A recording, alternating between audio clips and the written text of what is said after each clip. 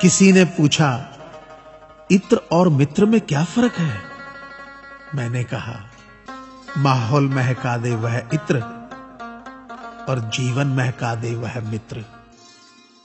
अच्छे लोगों की सबसे बड़ी खूबी यह होती है कि उन्हें याद रखना नहीं पड़ता, वो याद रह जाते हैं। जरूरी नहीं कि हर समय जुबां पर भगवान का नाम आए, वो लम्हा भी भक्ति का ही होता है जब इंसान इंसान के काम आए।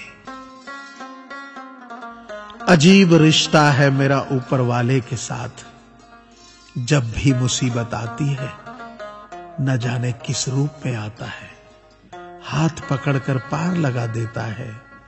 मैं उसके सामने सर झुकाता हूं, वो सबके सामने मेरा सर उठाता है। जो मित्र आगे बढ़कर होटल के बिल का पेमेंट करते हैं, वो इसलिए नहीं कि उनके पास खूब पैसा है, बल्कि इसलिए कि उन्हें पैसों से अधिक अपने मित्र प्रिय हैं। जो लोग हर काम में आगे रहते हैं, वो इसलिए नहीं कि वे मूर्ख होते हैं, बल्कि इसलिए कि उन्हें अपनी जिम्मेदारी का एहसास होता है। जो लोग लड़ाई हो चुकने के बाद भी क्षमा मांग लेते हैं, वो इसलिए नहीं कि वो गलत थे, बल्कि इसलिए कि वो रिश्तों की परवाह करते हैं।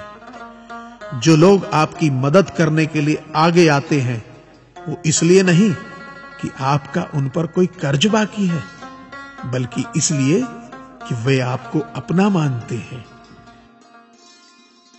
जो लोग आपको रोज सुप्रभात या शुभ रात्रि का मैसेज भेजते हैं, वो इसलिए नहीं कि वे फुर्सतिया होते हैं, बल्कि इसलिए कि उनमें सतत आपके संपर्क में बने रहने की भावना होती है।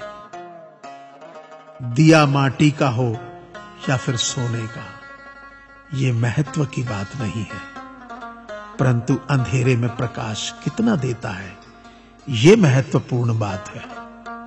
उसी तरह कौन गरीब है या अमीर, ये महत्व की बात नहीं। वक्त पे कौन मददगार होता है, ये महत्वपूर्ण बात है। रिश्तों में वैसा ही संबंध होना चाहिए जैसे हाथ और आंख का होता है। हाथ पर चोट लगती है तो आंखों से आंसू निकलते हैं, और आंसू आने पर हाथ ही उनको साफ करता है। विश्वास किसी पर इतना करो कि वो तुम्हें छलते समय खुद को दोषी समझे, और प्रेम किसी से इतना करो कि उसके मन में सदैव तुम्हें खोने का डर बना रहे। ऐ परिंदे, यूं जमीन पर बैठकर क्यों आसमान देखता है? पंखों को खोल, क्योंकि जमाना सिर्फ उड़ान देखता है।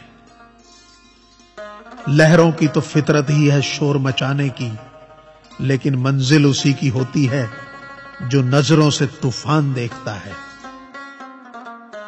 गीता में